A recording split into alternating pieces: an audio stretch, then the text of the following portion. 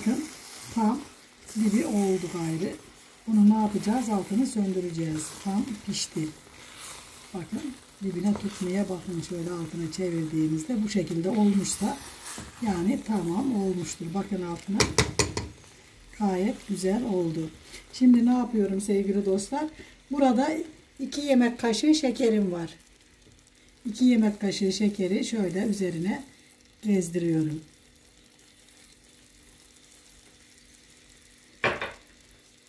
Ve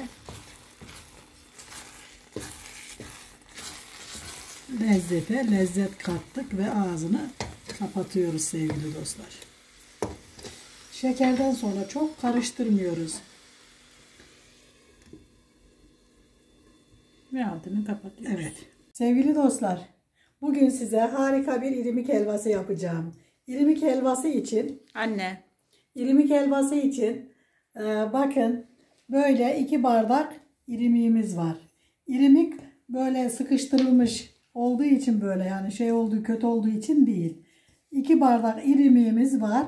2 bardağa 3 bardak şeker koyuyorum. Bunun ölçüsü budur. 1 bardağa 1,5 bardak, 2 bardağa 3 bardak şekerimizi de koyuyorum. Şimdi gelelim bunun suyunu koymaya sevgili dostlar. Bir daha söyle. 1'e 1,5.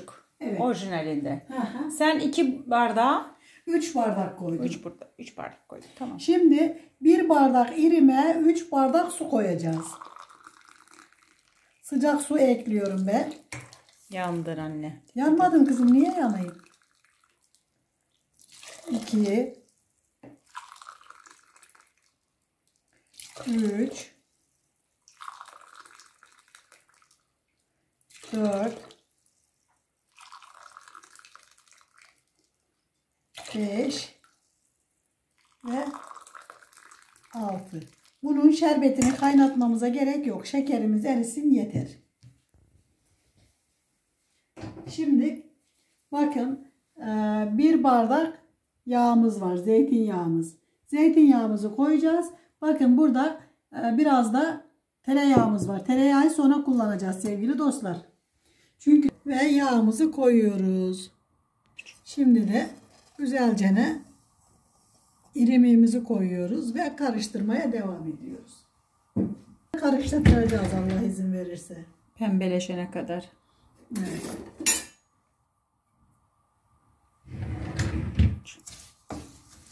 Sana bir şey anlatayım mı?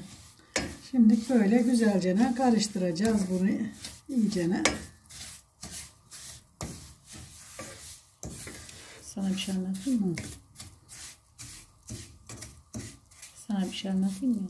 Şimdi sana anlattıracağım ha, tövbe tövbe, papağana çevirdi herif kızı bezi. Ne anlatacaksan anlat, ne yapayım şimdi?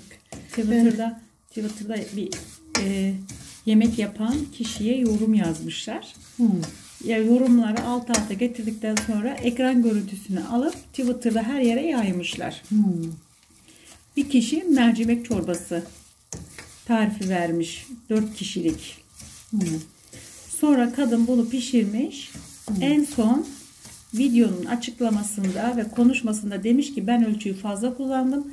Siz yarı yarıya az kullanın demiş. İlk videonun tamamını izlemeyip yarısını izleyip sonra da yapmaya giden kişiler yorum yazmış. 25 kişilik çorba yaptım. hiç bitmiyor. Ondan sonra bir tanesi yazmış, abla bunu keşke başında söyleseydim, malzemem mahvoldu. Bir sürü yazılar yazmışlar. Hani ileri geri. Ama şimdi komik, bak, esprili. Var ya, yerlere yatıp güldüm. Bilgi bir şey de söyleyemedim. Bilgi şudur.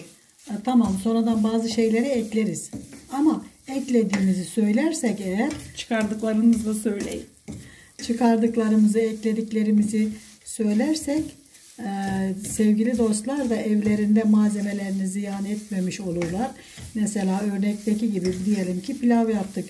3 öğün pilav yememiş olurlar. 3 gün pilav yememiş, 3 gün çorba içmemiş olurlar tabii. 25 kişilik çorba çıkmış malzeme miktarından. Demek ki o aşçıymış. Kanalının adını, nasıl yapıldığını falan hep fotoğraflayıp boy millet var ya, Ya ne gülebildim ne ağlayabildim. Hani bizim de başımıza gelebilir. Mesela bugün benim bacım bana yazmış ki ablacığım ben bu sarmayı yaşlandığımda yapacağım. Canım benim çok hoşuma gitti ama. Bir Evet, tane hem yaşlılar da yapabilir, gençler de yapabilir. İşten gelmişim, yorulmuşum, ölmüşüm, parmak gibi sarma mı saracağım? Yok öyle bir dünya. ya, Neyse ki ben yemek yapmayı sevmiyorum.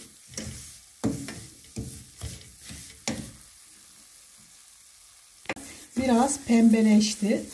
Şimdi cevizini koyma zamanı geldi. Biraz da cevizle kavrulmalı ki Şunu kaşığı çekersen ceviz görebilirler belki.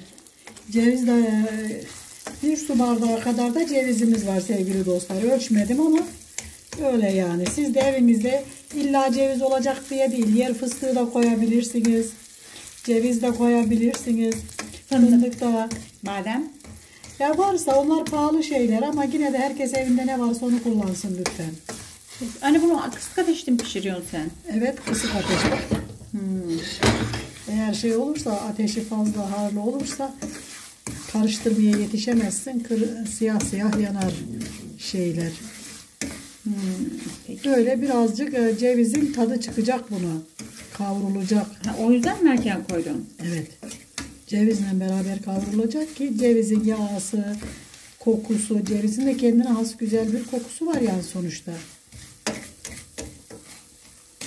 Ben çok severim. Bakın sevgili dostlar çok güzel kavruldu. Şimdi şerbetimizi lütfen mümkün olduğu kadar yavaş yapalım. Mümkün olduğu kadar yavaş. Evet, yoksa elimizi yakarız. Ha, yavaş yavaş kademeli kademeli. Yoksa elimizi yakarız. Sen bunu bana niye hiç öğretmedin? Ve böylece tamam. Seni suçluyorum. Şimdi bir pakette vanilyamızı dökelim. Hani niye Şöyle. vanilyayı en sona koydun da başa koymadın? Eğer başa koyarsan çok kavrulur, yanar. O zaman vanilya tadını alamayız. Yanak kokusu mu gelir? Evet. Wow. Canım annem. Bunda tarçını çok seviyorum. Onun için şöyle içine bir tane de kabuk tarçın koyarak şöyle karıştırıp pişmeye bırakıyorum. Harika bir. Peki tereyağını ne zaman koyacağım? Hemen koyacağım kızım. Ben de unutturdum dile tereyağını diye seviniyordum. Benden kaçmaz. Zehir hafiyeyim. Benim zeka seviyem çok yüksek. Yani algıda seçiciliğim çok yüksek. Analiz yeteneğim de Şimdi çok şöyle yüksek. birazcık da tereyağı koyuyorum. Yani bir kaşık. muhteşem bir evlat doğurmuşsun Leyli Sultan. İyi ki beni doğurmuşsun. Şöyle bir kaşık da tereyağı koyuyorum sevgili dostlar. Pişmeye bırakıyorum. Yavaş yavaş pişecek. Hayret, yağın mı bitiyor? Bu ne cimrilik? Yeter. Yeter. Az azar, çoğu zarar. Tamam, hadi bakalım.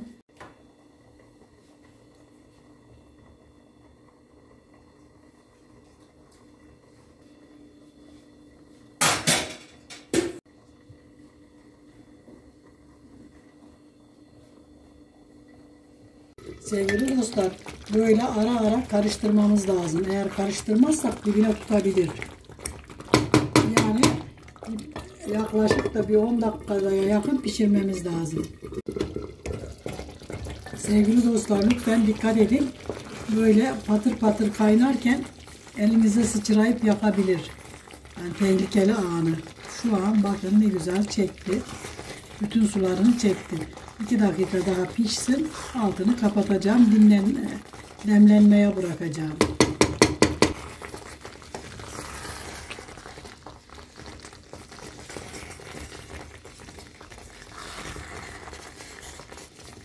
Evet. Bakın sesleri duyuyorsunuz alttan.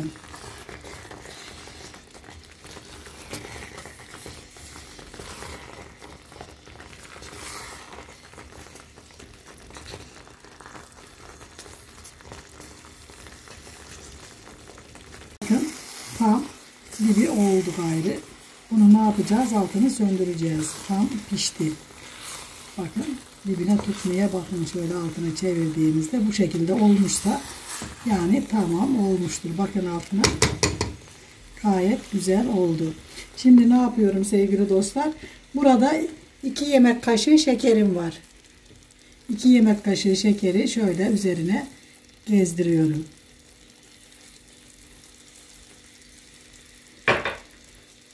Ve lezzete lezzet kattık ve ağzını kapatıyoruz sevgili dostlar. Şekerden sonra çok karıştırmıyoruz. Ve altını kapatıyoruz. Evet. Sevgili dostlar, Çok güzel kokuyor. bakın harika görünüyor. Şimdi bir karıştıralım bakalım. Şöyle 10 dakika bir dinlendirdim. Kabımızı şu şekilde ne yapalım? Servise hazırlayalım.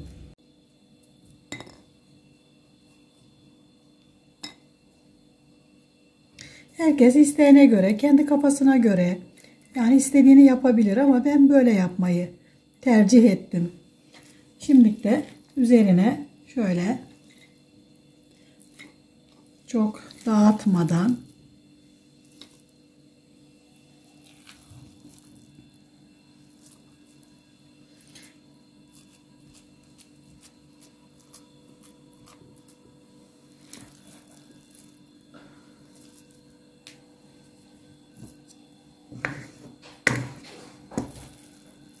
sevgili dostlar, bakın içinde cevizleri harika gözüküyor. Eminim lezzeti de güzel olmuştur. Bakmadım daha ama bakacağım nasip olursa. Önce bir servis tabağımı ayarlayayım. Ondan sonra bakacağım. Kokusu çok güzel. Eve giren herkes diyor. Şimdi çocukları cezbedecek.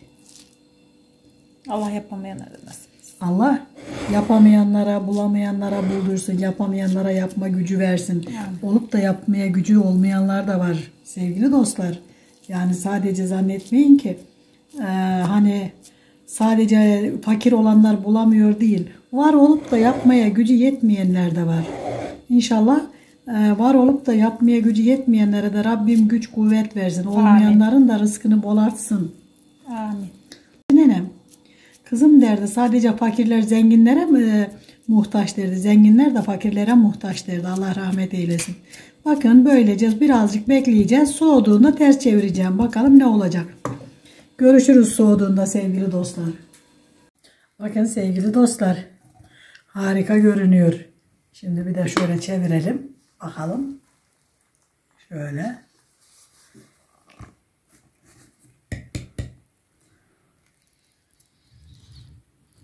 İnşallah beni utandırmazsın sevgili tabağım. Evet. Bakın çok harika görünüyor.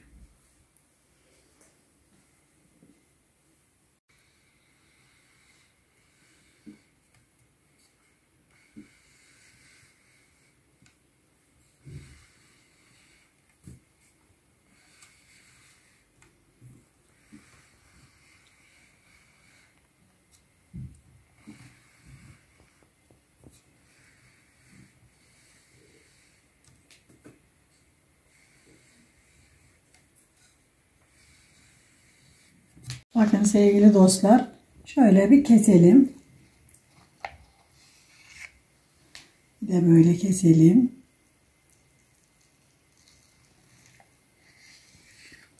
Ve şimdi şöyle bir alalım bakalım. Bakın harika, dağılmadan ve çok mükemmel çıktı sevgili dostlar. Ben bile bu kadar çıkacağını düşünmemiştim. Böylece servis yapabiliriz. Bakın gerçekten misafirlerimiz için çok güzel bir sunum oldu. Bir tane daha kesiyorum şöyle. Daha ince de kesebilirsiniz ama ben size göstermek için biraz ilerisine gittim ve büyük kestim. Bakın çok güzel ve harika oldu. Yapacak olanlara kolay gelsin. Yiyecek olanlara afiyet olsun. Hoşça kalın. Allah'a emanet olun.